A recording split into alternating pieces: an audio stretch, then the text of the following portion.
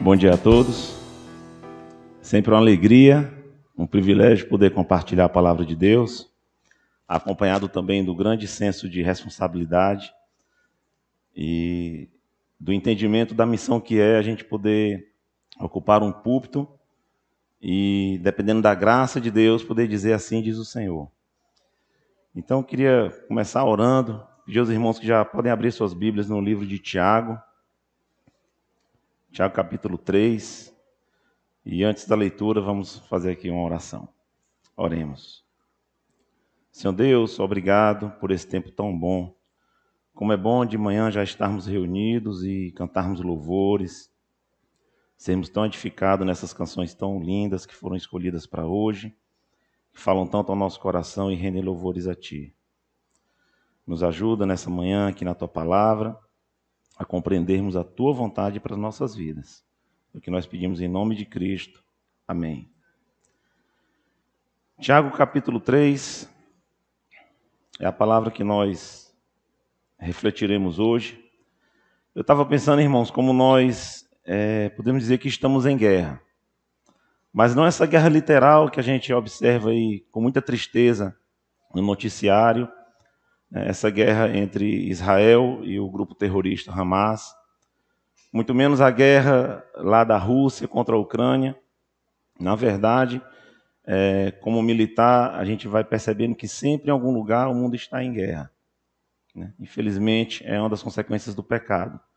Mas a guerra ao qual eu quero me referir nessa noite, trata-se de uma guerra no âmbito espiritual.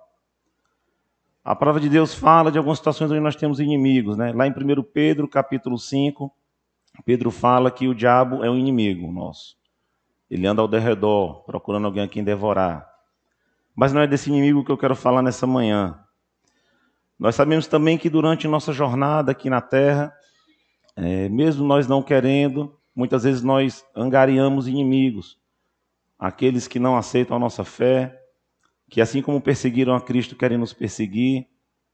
Então, por mais que no que depende de nós, a gente busca ter paz com todos, a gente sabe que muitas vezes a gente conquista inimigos sem fazer nenhum esforço para isso, justamente porque nós levamos o nome de Cristo. Também não é esse inimigo. Também não é a natureza humana, outro inimigo que nós lidamos também, irmãos? Eu costumo dizer assim, lá em casa eu gosto de dizer, eu tenho um espelho espiritual onde eu olho e eu vejo quem eu sou e vejo que na minha natureza corrompida é um inimigo a ser vencido todo dia, a carne ser mortificada todo dia.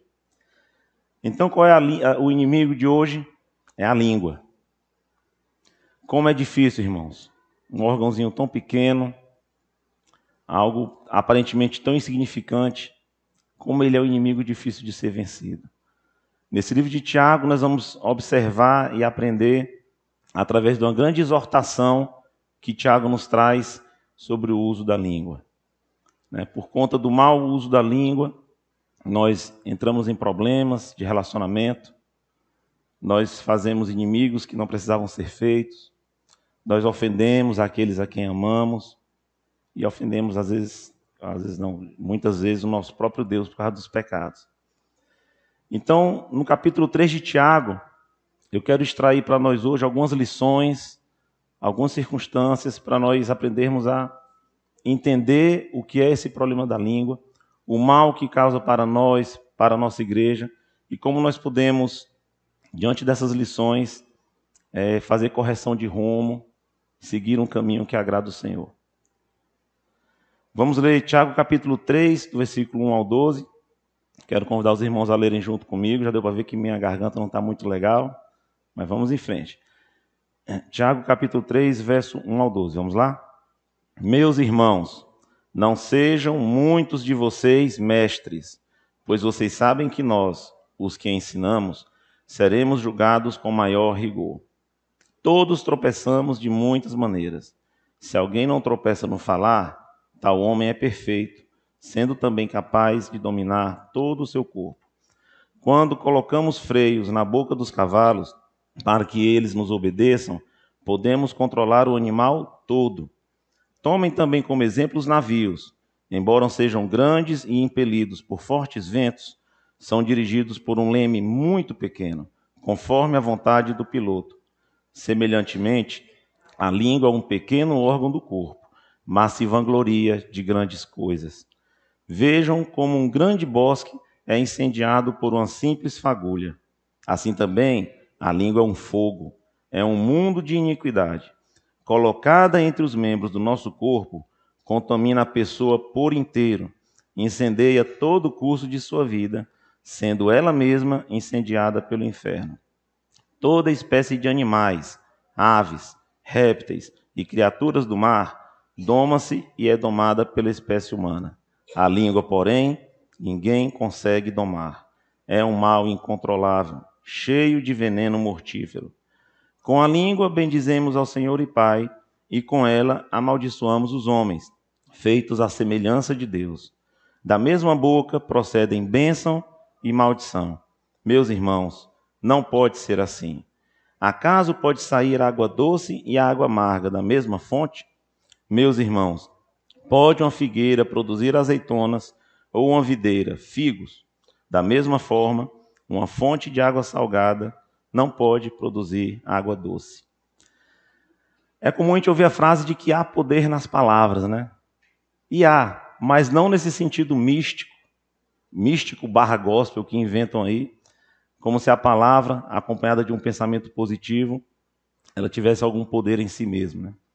Mas nós vamos ver em Tiago que o poder que ela tem é um poder de influência, é um poder de afetar a nossa vida e a vida daqueles que nos cercam. Então, nesse sentido, no sentido colocado aqui por Tiago, há poder nas palavras. Poder de edificar ou de destruir, né? Poder de ofender, poder de persuadir. Então, há muito poder nas palavras nesse sentido. E o livro de Tiago, ele tem uma ênfase eminentemente prática. Então, é por isso, no capítulo 1, quando ele fala de maturidade, de prática na sabedoria, no 2 ele fala da prática da verdade, e aqui, que é o ponto que nos importa, ele fala da prática da língua.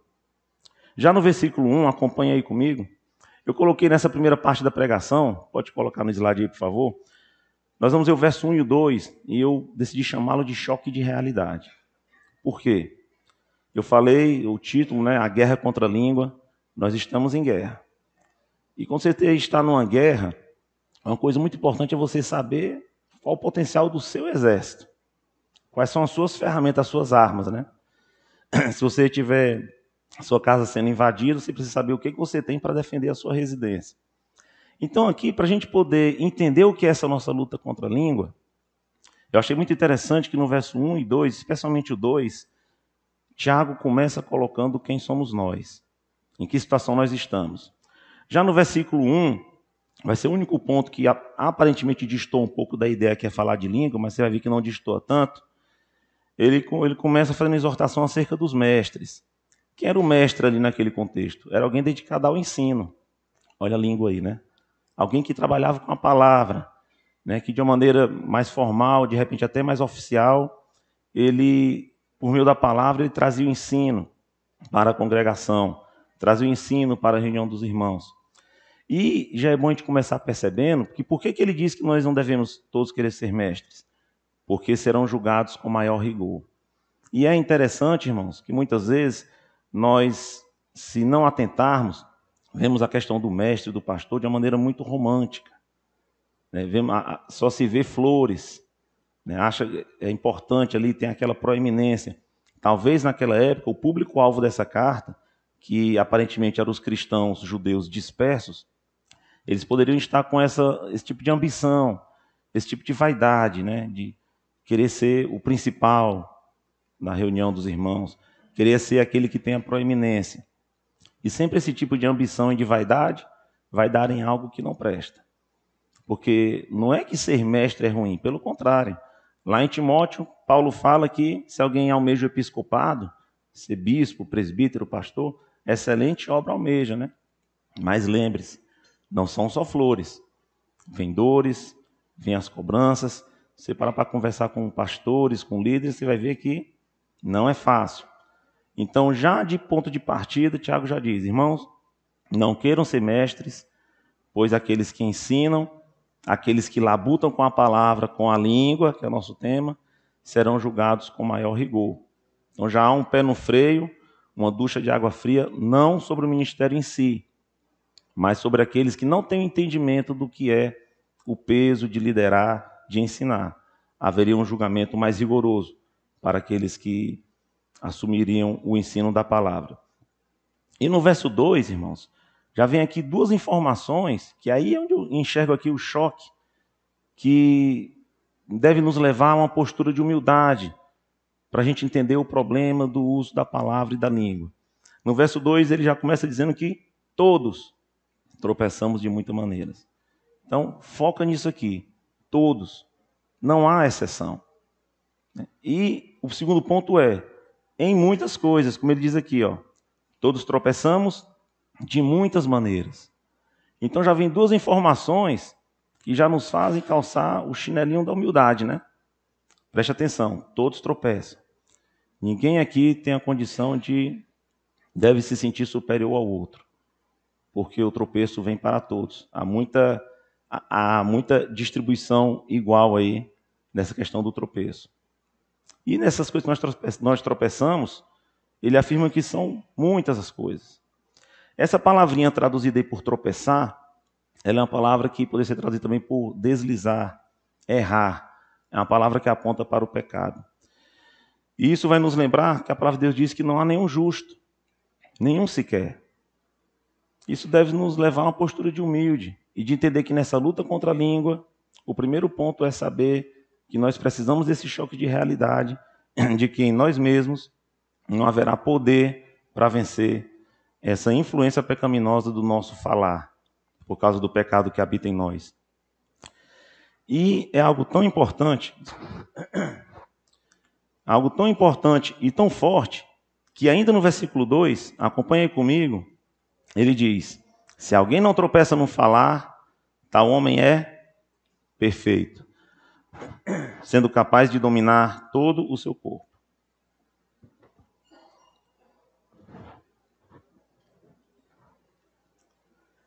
É um erro a gente olhar essa palavra perfeito e pensar no sentido de perfeito sem pecado. Aqui a ideia é mais uma ideia de maturidade. É alguém completo. Então, ser homem perfeito aqui, ser um indivíduo perfeito, traz a ideia de alguém confiável. Sabe aquela pessoa estável? Outra expressão para falar é alguém em quem nada você acha falta, no sentido assim de, olha, essa pessoa é uma pessoa madura. Ela anda com Deus. Ela tem equilíbrio. Então, o pecado da língua está tão enfatizado aqui em Tiago, que ele diz que se alguém não tropeça no seu falar, essa pessoa é um exemplo na congregação. Irmãos, e é difícil isso aí, né? É difícil porque as circunstâncias muitas vezes nos levam, às vezes numa brincadeira, às vezes numa contenda, a falhar nesse aspecto aqui do uso da língua. Por isso é forte quando a palavra diz que quem domina a língua, domina o corpo inteiro. É alguém que não carece de nada. Então perceba que ser uma pessoa perfeita aqui é ser uma pessoa que tem uma intimidade com Deus de tal forma que ela vai ser reconhecida entre os irmãos como alguém amadurecido. A gente pode pensar num contraste, né, de muitas das circunstâncias onde a gente vive, de uma pessoa outra que invariavelmente, quando fala, ela ofende, ela só tem brincadeira que deprecia. Ou então a gente pode olhar para nós mesmos em situações que você fala uma coisa e você pensa assim, podia não ter feito essa brincadeira aqui, falei aquilo ali, eu acho que o irmão não me entendeu. Então quando a gente chega nesse ponto, nessas falhas, é porque está faltando em nós essa perfeição, não no sentido de não ter pecado, mas essa maturidade que nos aponta aqui o versículo 2. Então, para começo de conversa aqui no nosso texto, é importante termos esse choque de realidade, irmãos. Todos tropeçamos e todos tropeçamos em muitas coisas. A partir do versículo 3, o segundo ponto aqui da mensagem, se estamos de novo em um contexto de guerra, que é a nossa ênfase aqui, é importante você conhecer bem o seu inimigo, né? Uma das estratégias das frases sobre guerra de Sun Tzu é: você deve conhecer o seu inimigo, para saber com quem você vai estar combatendo. E do verso 3 ao verso 8, Tiago utiliza aqui algumas ilustrações, algumas imagens que vão nos mostrar algumas características desse pequeno, mas poderoso inimigo chamado língua, né? Verso 3 ao verso 8 diz o seguinte, vamos ler aqui o 3 e o 4. Quando colocamos freios na boca dos cavalos para que eles nos obedeçam, podemos controlar o animal todo. Tomem também como exemplos os navios. Embora sejam tão grandes e impelidos por fortes ventos, são dirigidos por um leme muito pequeno, conforme a vontade do piloto. No verso 3 e 4, nós temos a descrição de um poder da língua, poder, entre aspas aí, né? Não quero exagerar aí não, mas o poder de dirigir, o poder de conduzir. É interessante o contraste do freio e do leme, onde o pequeno domina o grande, o menor domina o maior, né? Um leme tão pequeno conduz um navio tão grande e um freio é usado para conduzir, para dirigir, para dirigir um animal de carga. Eu lembro quando eu estava em meu curso de formação militar, antes de começar o curso geralmente chama semana 1, então a gente estava na semana 0 lá, que era antes de começar o curso, e tinha um aluno da minha turma que se chamava Abel. E enquanto a gente estava no alojamento, esse aluno usou sua língua de uma maneira incrível. Ele disse assim, esse curso aqui é só fachada. Vamos levar de jeitinho, mais ou menos assim, sabe? Com malandragem, e a gente chega lá no final do curso. Mas para o azar dele, o instrutor estava no alojamento e ouviu essa conversa. Meus irmãos, eu não queria ter estado na pele desse aluno durante todo o curso, porque esse leme do navio dele o conduziu para águas muito tempestuosas. Então, durante o ano todo, às vezes em que eu cruzei com esse abençoado aí, ele estava sofrendo um bocado, por causa da sua língua. Um verdadeiro leme que o conduziu a um maremoto. Então, cada instrução que se chegava ao longo do ano, aluno, o curso aqui é só fachada, né? Faça o seguinte, aí tome um pepinozão para ele descascar. Foi um exemplo bem claro, bem forte, desde o começo, do que é o poder da língua. Então, irmãos, é interessante porque esse exemplo que eu dei, esse rapaz ele era um rapaz capaz, competente, desenrolado ali, muito bom, mas por causa da língua, já começou na esquerda no curso, sofreu muito mais, chegou ao seu objetivo, graças a Deus, mas teve um caminho muito mais duro que o meu, por exemplo, só por causa da questão da língua. Então esse é o primeiro poder que a gente vê no verso 3 e 4. Um poder para conduzir, um poder para dirigir. E se nós empregarmos corretamente, nos guia em um caminho bom. Se nós empregarmos de uma maneira sem sabedoria, não sermos homem perfeito, maduro, pessoas sábias, nos conduzirá em um caminho ruim. Eu conheço um pai que, disciplinando seus 2 filhos, veja bem, os 2 filhos cometeram a mesma transgressão na casa. E o pai vai disciplinar os 2 filhos. Um dos filhos se cala e recebe a sua disciplina e demonstra ali submissão à autoridade do pai. O outro, que cometeu a mesma coisa, questiona, se indigna. Mas pai isso, mais aquilo, e acaba tomando uma correção maior do que o primeiro. Vi isso acontecer muitas vezes. Por quê? Por causa da língua. Porque aquilo que iria levá-los à correção e à disciplina foi igual o ato.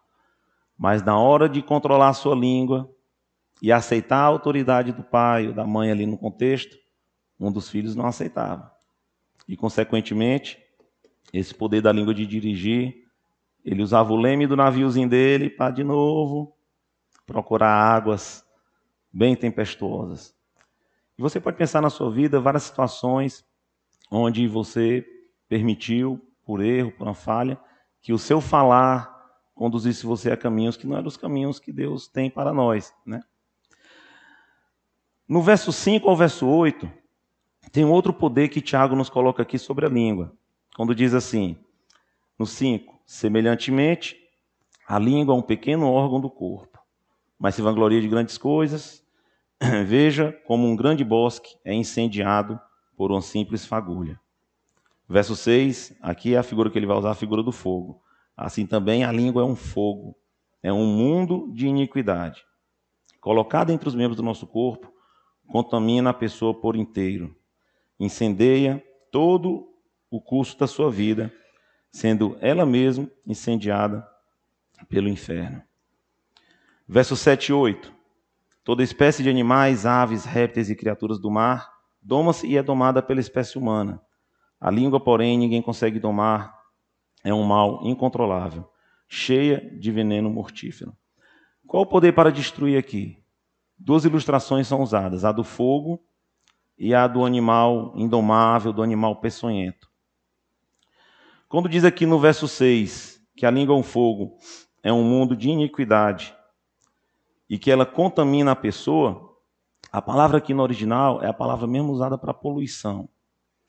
Então você vê que a influência de destruição da língua como um fogo, ela é algo que vai sujando seu relacionamento, sujando o seu testemunho. Não é algo que talvez impacte de uma forma mais negativa do que ver, às vezes, um cristão usando um palavreado que não convém, um palavreado chulo. Eu me lembro quando eu era recém-convertido, não sei se vocês passam por isso, mas eu me lembro quando eu me converti, e eu achava que na igreja todo mundo era perfeito, assim. Fiquei muito impactado, né, vendo aquilo ali, tanta gente bondosa, a igreja servindo e tal. E certa vez eu fui em uma reunião de crentes bem mais maduros, e eu pude perceber que às vezes alguns deles usavam um palavreado ali que não convém, às vezes uma brincadeira mais pesada, e aquilo ali me impactou negativamente, porque eu achava que não ia ver aquilo ali, né? Então você vê que, e eu tenho certeza que a pessoa que fez aquilo nem percebeu, nem sabia, não fez para atingir. Mas você vê como um palavreado, né, você pega ali um irmão recém-convertido, já causa um impacto negativo. Porque o falar, a língua, tem esse poder. É isso que Tiago está colocando aqui. Né?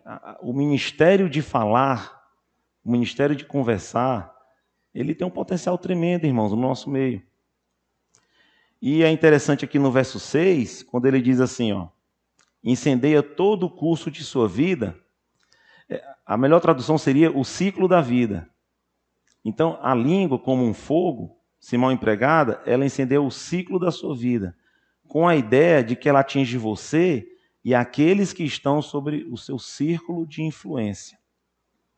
Olha como merece atenção aqui um assunto desse, né? Aquilo que você fala, a maneira como você pronuncia, escolhe as palavras, o jeito de falar, é algo que vai influenciar você, seu cônjuge, seus filhos e as pessoas ao seu redor. E eu acredito que se nós não dominarmos isso e atentarmos para isso, assim como é para outras áreas da vida, eu acho que se nós vamos deixando determinadas palavras, determinados tipos de falar, maneira de pronunciar e de ofender e tal, se você deixar cair esse nível do seu linguajar, vai ser difícil você voltar, subir aos degraus da pureza no falar. Então é importante a gente estar vigiando sempre, irmãos. Porque o pecado, eu percebo que há situações onde nós nos acostumamos.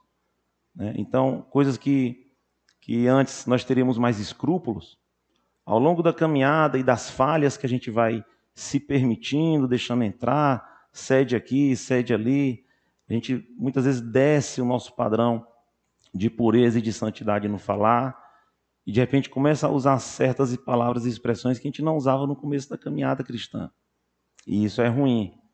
E isso é um fogo, como está dito aqui, que contamina, que suja o ciclo da vida. E no verso 7, uma outra ilustração que Tiago usa nesse texto aqui tão rico, é a ideia do veneno do animal peçonhento. Quando ele diz aqui, versículo 7, no 8, a língua ninguém consegue domar, é um mal incontrolável. Ele está falando que os animais todos são domados, mas a língua é um animal que não dá para domar. É um mal, é um animal incontrolável, cheio de veneno mortífero. E eu estava refletindo que tanto o fogo quanto o veneno, eles têm, irmãos, uma capacidade, uma característica de influência, eu quero dizer, de se propagar. de se propagar. Na sexta-feira, no culto de oração, eu trouxe uma reflexão sobre 1 Coríntios capítulo 5, quando Paulo diz assim, a igreja de Corinto está lidando com um pecado forte, pesado lá de imoralidade, e ele diz assim, irmão, vocês nem tiraram do meio de vocês quem está pecando assim e tal. E diz assim, um pouco de fermento leveda toda a massa. Então a ideia é, um pouquinho de fermento, influência pecaminosa, iria contaminar toda a igreja. Era o que Paulo está dizendo lá em 1 Coríntios capítulo 5. E aquilo vale para isso aqui também. Um pouco de veneno, um pouco de fogo nas suas palavras, vai contaminar toda a massa. Por isso que o chamado para nós, num texto desse, que reconheço é forte, é pesado, né? É algo assim duro da gente ouvir e ler, é um retrato tão ruim sobre nós, mas é para nos levar a procurar um lugar de arrependimento diante do Senhor. E uma coisa maravilhosa é que o nosso Deus é um Deus de recomeço, misericordioso ao extremo, longânimo na sua misericórdia infinita. Então, se essa é uma área onde você, na sua análise, diante de Deus, pedindo para Ele sondar seu coração, se é uma área que você cai, é tempo de recomeçar. Nós vamos já falar sobre isso aqui.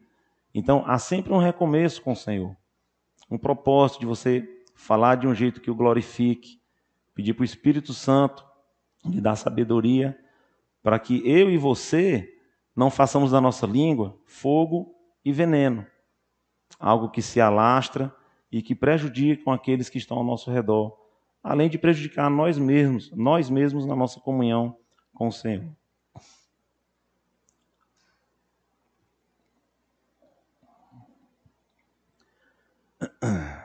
Irmãos, ainda não acabou aqui nossa situação preta aqui de Tiago capítulo 3, tá? Vamos lá. Do verso 9 ao verso 12, é o terceiro ponto aqui do nosso texto. Eu coloquei um títulozinho aqui, hipocrisia, a incoerência no uso da língua. Infelizmente, a nossa vida cristã, muitas vezes, ela vai ser bombardeada por algumas situações de incoerência, né?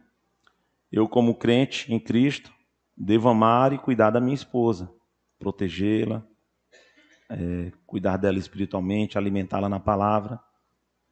Mas a incoerência é que vai ter algumas vezes que eu vou ser tropeço para ela por causa do meu pecado. De repente vou ofendê-la, vou fazer algo que ela não vai ser edificada. Também com os filhos, eu devo cuidar, ensinar, orientar.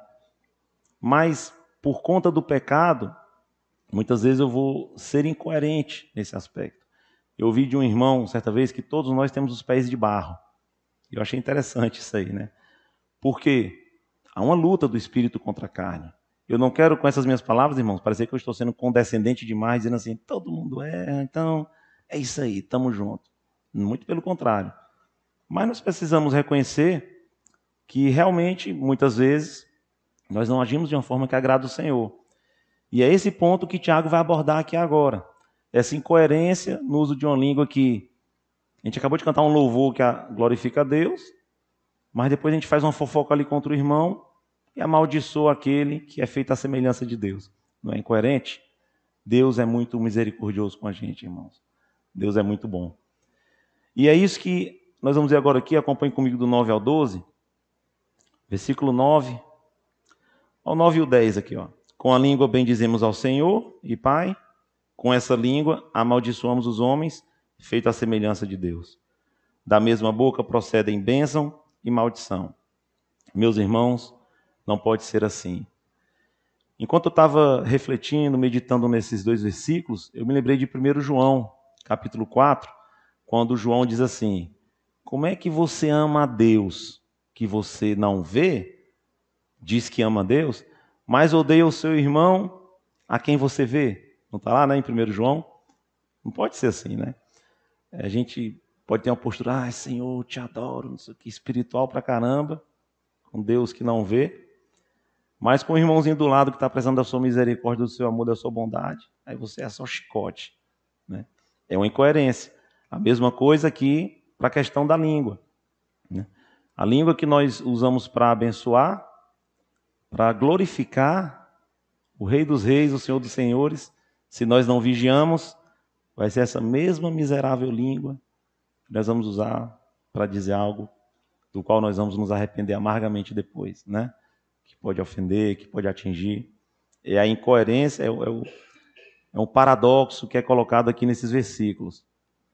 Verso 11 e 12, Tiago, reforçando essas inconsistências, ele diz: acaso pode sair água doce e água amarga da mesma fonte? No 12, meus irmãos, pode uma figueira produzir azeitonas? Ou uma videira figos? Da mesma forma, uma fonte de água salgada não pode produzir água doce. Tanto a fonte, utilizada aqui na ilustração, como a árvore, traz ideia de prazer, ideia de você ser saciado, você ser atendido. É algo bom, prazeroso. Essa semana, nosso GV se reuniu na casa do irmão Teófilo. Na saída de lá, a gente viu as mangueiras lindas que o irmão plantou há 20 anos, né, irmão? Mangueiras lindas, frutos ali, sombra. É uma bênção, né? Mas aí, de novo, vem a incoerência bater a nossa porta, que se é uma mangueira que ele plantou, eu tenho que chegar lá e esperar encontrar manga, né? E não outro tipo de fruto. Se há uma fonte de água doce que é utilizada para nós saciarmos a nossa sede, eu não posso chegar lá e encontrar água salgada. E essa é a exortação que Tiago nos traz. Uma exortação de que um chamado para você botar o pé no freio, abrir seu coração diante de Deus e dizer assim: Senhor, a minha língua está sendo uma fonte de água doce ou está saindo também muita água salgada? A mangueira está dando manga ou está dando outro fruto que não é esperado por aquele que a plantou? E aí, terminando essa parte aqui de Tiago, irmãos, eu não sei se eu coloquei no slide aí, dá uma passada aí, irmão, vê se eu coloquei o versículo 8 aí. Aí. Esse versículo 8, para mim, ele resume o que a gente viu até agora do 1 ao 12. A língua, porém, ninguém consegue domar. Ponto. Não tem lero-lero, não tem não, mas eu não. Ninguém consegue domar. E se a pregação terminasse aqui, eu acho que a gente ia sair até meio para baixo, né? Rapaz, só ouvi coisa ruim aí, né? E é a palavra de Deus, irmãos. Maravilhosa, poderosa. O livro de Tiago é um livro forte, né, para nós lermos. Desafiador. Tapa na cara. Eu me concentrei para não usar essa expressão, eu usei aqui. É um choque de realidade. É o livro de Tiago.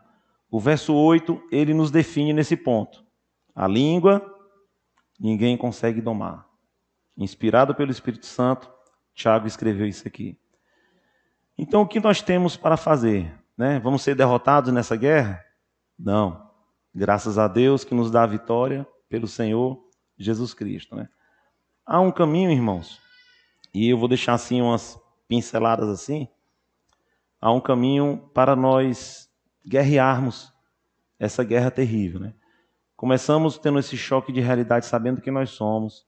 Depois nós vimos os poderes que o inimigo tem, suas armas, seus blindados, qual a metralhadora que ele usa, se é uma brigada, se é um batalhão, por onde ele está indo. Estamos conhecendo o nosso inimigo. Depois vimos que nessa luta nós muitas vezes somos incoerentes. É para sair água doce, mas sai salgada. E onde está o problema? O problema está, aliás, em muitas áreas da vida cristã, o problema vai estar aqui, né? Não é a língua. Se nós olharmos de uma maneira bem ingênua e tola, vai dizer assim: corta a língua, está resolvido. Não está, porque o problema está aqui. Vai cortar a língua, você vai aprender. Como é que é? Como é que chama? Hã? Libras. Vai aprender Libras e vai esculhambar do mesmo jeito com Libra, né? Igual o videozinho que eu vi da meninazinha na igreja, que o irmãozinho, vocês já foi falar com ela. Pronto, falou nada, mas disse tudo, né? Então não adianta cortar a língua, porque o problema está no coração. E eu pensando nisso, eu me lembrei às vezes as situações onde um irmão causa confusão na igreja e desavença e se magoa e vai para outra igreja. Agora essa outra aqui vai dar certo. Não vai, meu filho, porque o seu coração você levou. Se você tivesse deixado seu coração aqui, você ia lá, não ia brigar não, mas quem briga aqui, briga lá. Quem fala como não convém aqui, fala como não convém lá. Em Mateus capítulo 12, versículos 3 e 4. Vamos ler lá, né? Mateus, vamos abrir a Bíblia em Mateus capítulo 12, versículo 3 e 4.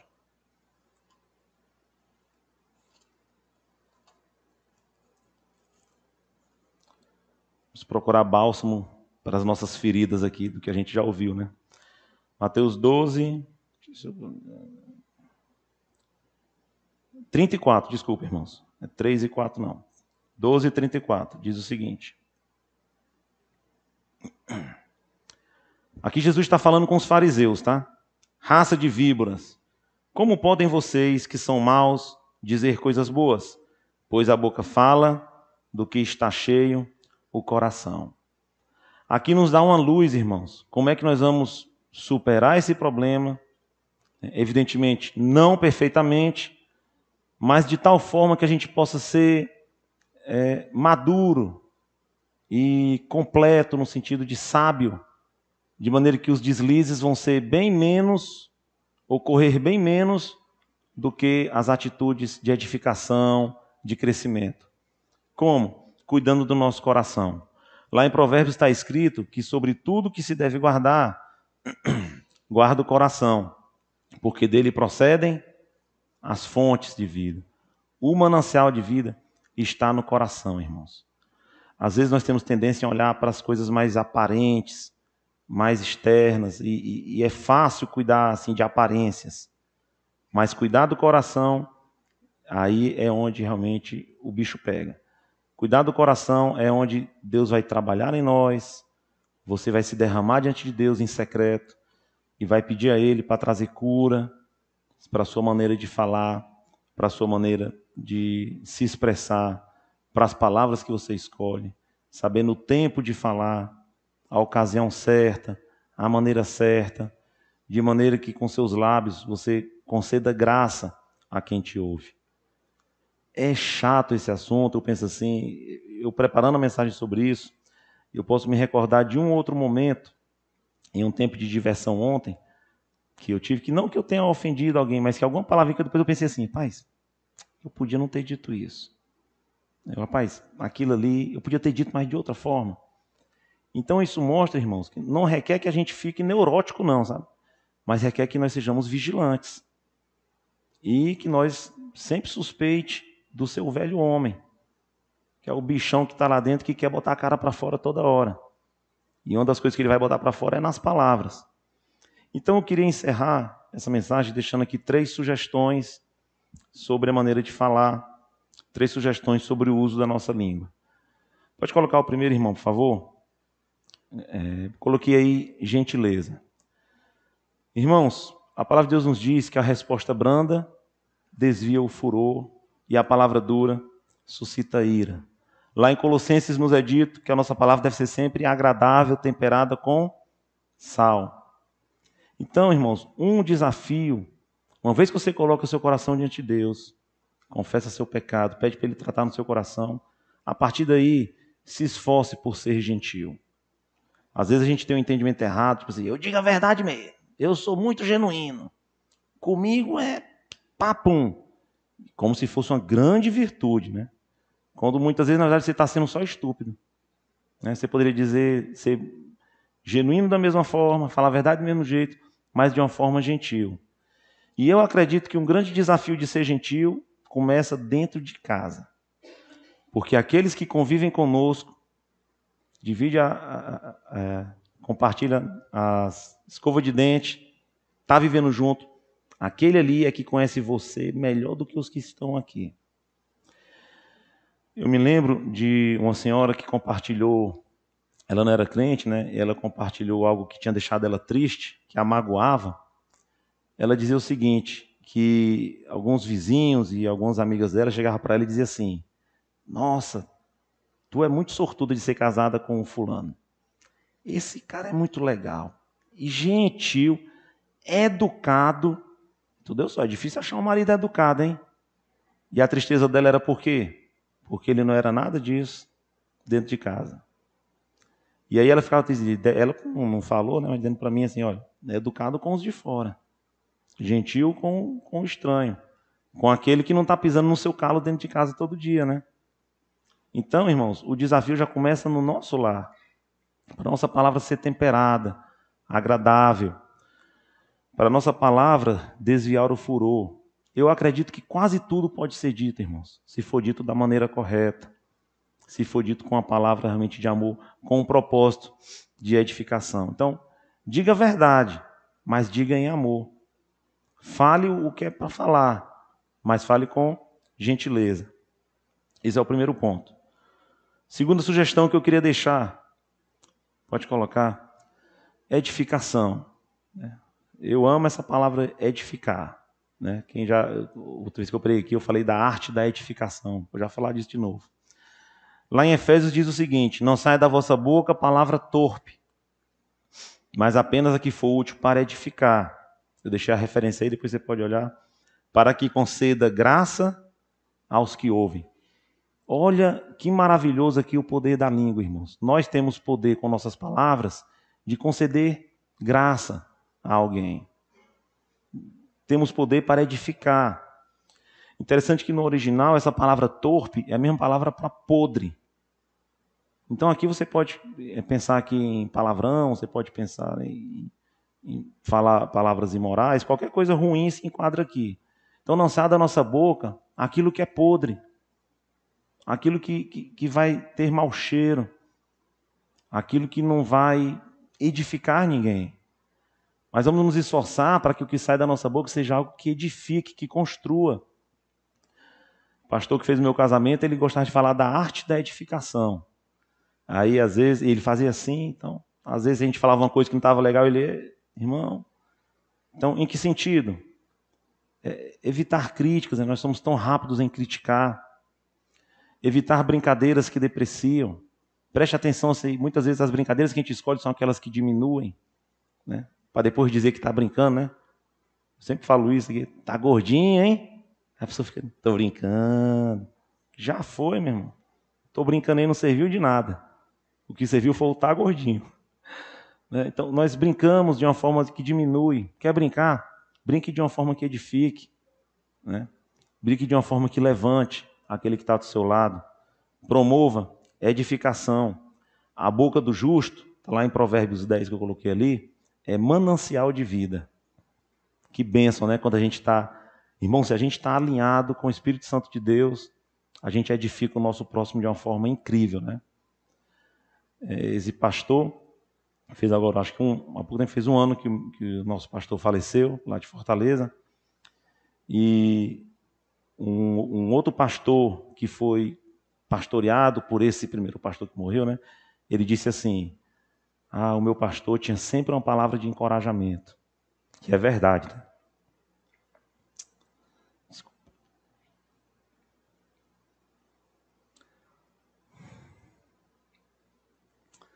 Eu nunca vi o pastor Alain falar mal de alguém, acredita? Nunca vi. Nem para dizer que vamos orar pelo fulano. Já viu falar mal com pedido de oração, né? Vamos orar pelo fulano, que ele está precisando aí. Nunca vi o pastor Alain falar mal de alguém. Eu acho incrível isso aí. Convivemos razoavelmente em boa quantidade. Era sempre uma palavra de encorajamento. E assim deve ser com a gente, né? Porque a boca do justo é manancial de vida. O terceiro ponto, eu diria até que é o mais importante.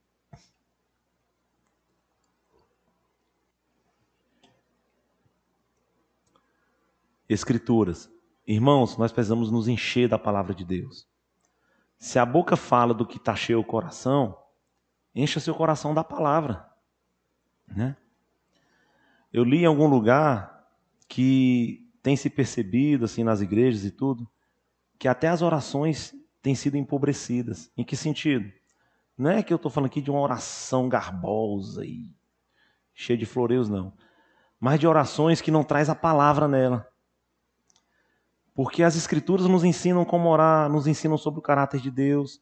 Então, quando alguém ora e não tem nada das Escrituras para ratificar a sua oração, pode ser uma evidência de que nós vivemos uma geração de poucas Escrituras no coração. De maneira que a gente não tem nenhum respaldo da palavra quando a gente vai glorificar a Deus. Vou glorificar a Deus em quê? Então, na minha oração, o que é que a Bíblia fala sobre Deus? Grandioso, soberano, criador. Então você tem que ter a palavra no seu coração para preencher a sua oração. E aqui, trazendo para nós, tem que ter a palavra no coração para preencher nossas conversas, né? Então, se a boca fala do que está cheio o coração, foi isso que Jesus disse lá em Mateus capítulo 12, é importante que no nosso coração, na nossa vida, esteja cheio da palavra de Deus. E coração aqui, para deixar bem claro, né, como o Novo Testamento coloca, como o centro do nosso pensamento, da nossa razão, das nossas emoções, como aquilo que dirige o nosso viver, né, o nosso coração. E lá em Colossenses, capítulo 3, diz: habite ricamente em vós a palavra de Cristo, ensinem-se e aconselhem-se uns aos outros com toda a sabedoria. Perceba que antes de falar ensine e aconselhe, o que é que diz antes? Habite em você a palavra. Se você inverter isso aqui, né, às vezes a gente quer ser muito conselheiro, ter muita palavra para os outros, mas se não tiver com substância bíblica, não adianta. Então, primeiro é, Colossenses 3, habite em você a palavra. E aí sim, você vai ter cacife, vai ter know-how para ensinar, para aconselhar aos outros com toda a sabedoria. Eu queria finalizar deixando uma frase de um teólogo. Eu vi essa frase no seu comentário bíblico, que o Rendel me abençoou disponibilizando esse comentário. Diz o seguinte, ó: quando Jesus Cristo é Senhor do coração, também é Senhor dos lábios. Eu achei isso muito legal, né? É uma frase, o bom disso aqui é porque é simples com profundidade. Então, se o Senhor Jesus Cristo reina no teu coração, Ele vai reinar nas tuas palavras. Então, se tuas palavras você percebe que não está sendo de um jeito que agrada a Deus, volte no coração, né? Trate diante do Senhor Jesus, deixe Ele dominar seu coração e as palavras vão sair. Porque não é pelo nosso esforço tão somente, não é pela nossa força, mas é pelo Espírito Santo. Amém? Vamos orar.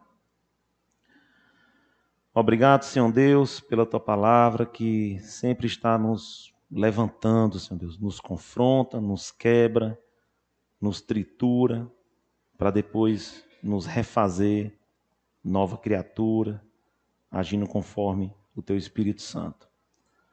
Nos ajuda, ó Deus, nessa grande guerra, que é uma guerra que levaremos até o dia que o Senhor nos chamar, essa guerra contra a língua, Senhor Deus.